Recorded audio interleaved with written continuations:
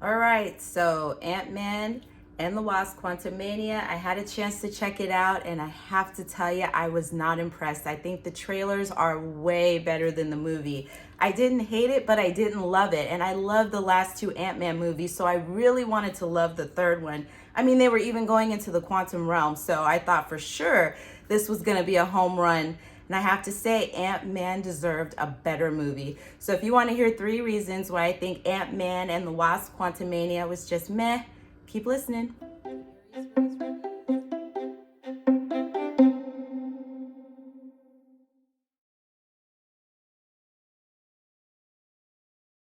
Hey, welcome back to Aries Rose Reviews. Today we're going to be talking about Ant-Man and the Wasp: Quantumania. It's the third movie in the Ant-Man installment and it's recently open. I had a chance to check it out, so I want to talk to you about how I felt about the movie, some thoughts on the different characters, and just how I felt when I walked out of the movie. I've had some time to kind of sit on it, and I watched it twice so I could really get a feel and maybe give a second chance to things I didn't like the first time. So if you want to hear my thoughts on this movie, I'm going to let you know now there will be spoilers. So if you do not want to hear anything about the movie, go ahead and stop now, because as you continue, we're going to definitely be getting into some spoiler zones.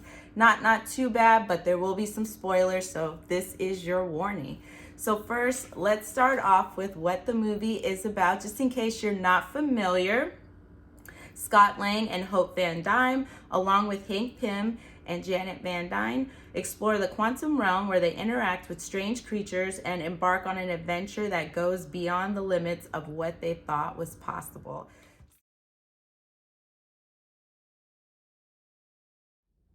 Okay, so let's just jump right into it and talk about 3 things that I thought made Ant-Man and the Wasp: Quantumania just meh.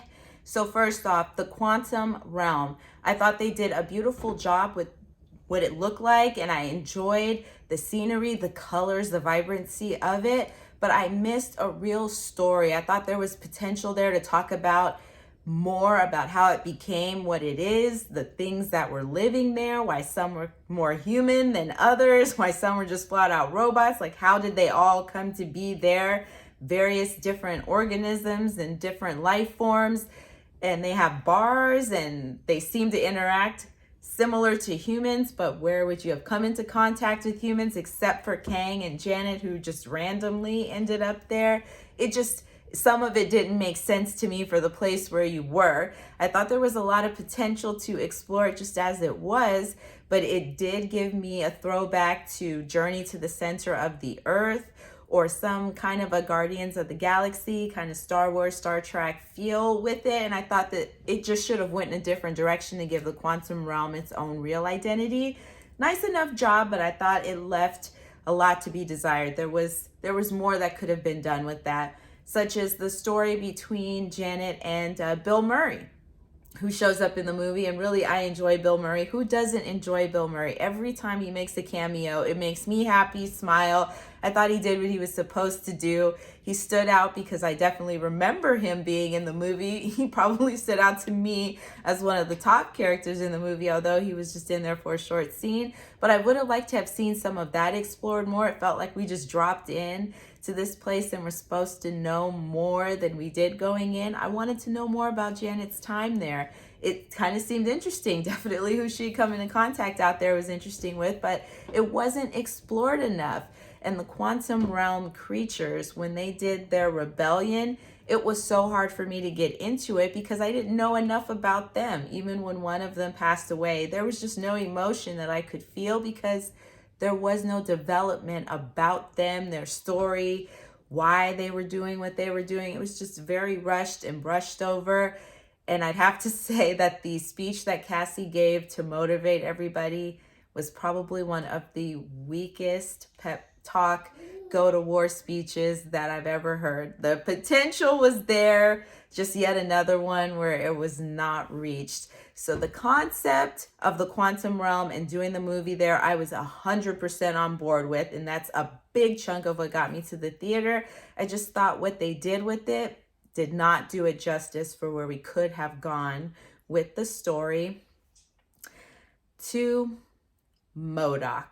I'm not sure why they made the character this way. I understand that in the comics, the character is kind of goofy looking and that it was probably very close to that, but the stretched out weird CGI for Darren just, it made the movie seem like a joke to me that made it hard for me to get into the serious tones. It didn't make sense to have MODOK there and somebody as dark and malicious as Kang. It just seemed like it was out of place. I don't know why they meshed the two characters together, because it definitely took away from the movie. It took you out of feeling like you were watching something that you needed to care about, that there was an urgency, that there was some destruction along the way, because it was just too comical to have that character there.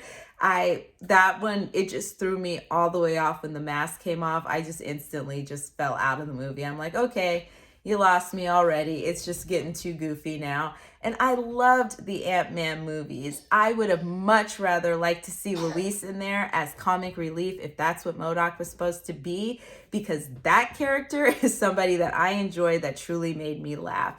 You took a great franchise like Ant-Man and then you added in this character that just took away from the seriousness and the validity that this character has built up for fighting an Endgame and helping to save the universe along with the Avengers. That just, not the right movie, not the right tone, did not mesh at all well to me. So that part you could have left out, and I think I might have enjoyed the movie a whole lot more. As a matter of fact, I know if you would have took MODOK out, I would have given it a much higher score, because that just instantly dropped the movie for me. And third, Kang did not come off as a Thanos to me. I'm not very familiar, so I'll just go ahead and admit that I'm not that familiar with the character from the comics.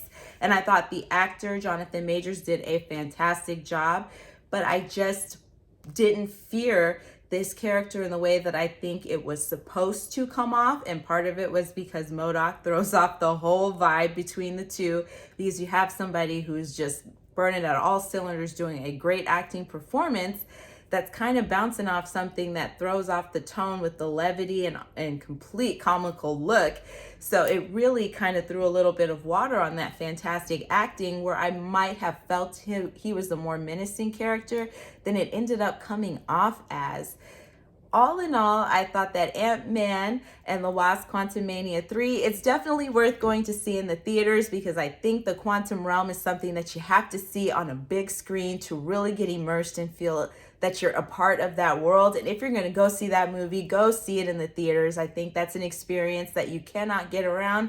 But the story just was not there. It felt like it was rushed writing just to get a movie out, and that's too bad, because Ant-Man is an underrated character, and I do think that there's just so much more that can be done with him, because he really should get the respect as some of the other Avengers, because he was definitely right up there with coming up with how to save the world. He was right there along with them, and I just want to see a movie that captures how cool Ant-Man is, and make sure you include Luis. You cannot have an Ant-Man movie without Luis. I definitely missed him in this movie and don't want to see another Ant-Man without him in there.